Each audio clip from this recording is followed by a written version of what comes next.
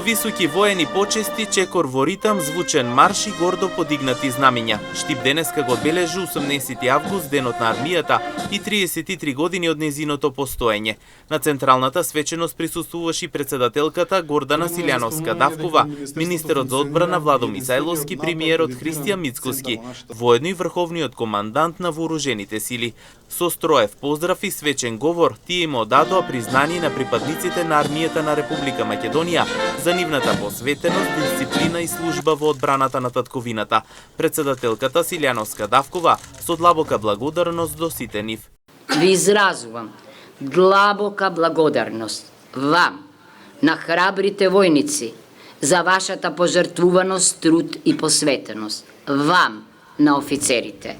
Нека овој ден биде подсетник дека слободата не е случајна, туку очекуван и заслужен плод на нашата идејна определба и постојаната борба за неа. Денеска им оддаваме почит на сите кои биле пред вас.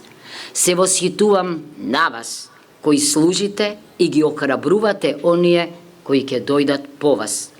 Нека ова биде инспирација за секој млад човек да ја гледа армијата како место каде што може честно и одговорно да се служи, да се учи како се сака, но и како се брани татковината. Посакувам, очекувам и верувам дека имаме и ќе имаме армија секогаш подготвена и способна да го штити нашиот територијален интегритет и независноста на Републиката. Со многу нови инвестиции и вложување во армијата на Република Македонија од лицеместо на настанот се обрати министерот за одбрана Владо Мисајловски, кој потенцираше дека владата ќе продолжи посветено и честно да работи понатаму до следниот 18 август. Силно сме посветени да ја зајакнеме нашата одбрана со исполнување на заложбите за инвестиции во одбранбените ресурси согласно одлуките на самитот на НАТО во Хаг. И сакам да се заблагодарам јавно на премиерот и на владата за целата подршка. Инвестициите во одбраната ги гледаме на дело.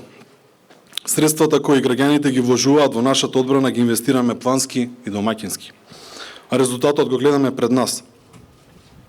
Во новите лесни оклопни инженерски возила, во новите артилериски орудија Боран, кои неодамна ги промовиравме, во нова и напредна опрема, која ни овозможува да кажеме македонската армија е НАТО армија. Минатата недела пристигна уште 29 нови лесни оклопни возила од американско производство, што бројот на овој тип возила наменети за македонската армија се искачи на 67 вкупно 96 кои се предмет на набавка. Годинава арсеналот на возила ќе се зајакни со пристигнување на дел од оклопните возила Страйкер. Набавуваме опрема за пешадија како вооружување со мал калибар, автоматски пушки, митролези, фрлачи на гранати, униформи, чизми, се што е потребно за нашите припадници безпрекорно ги извршуваат своите задачи.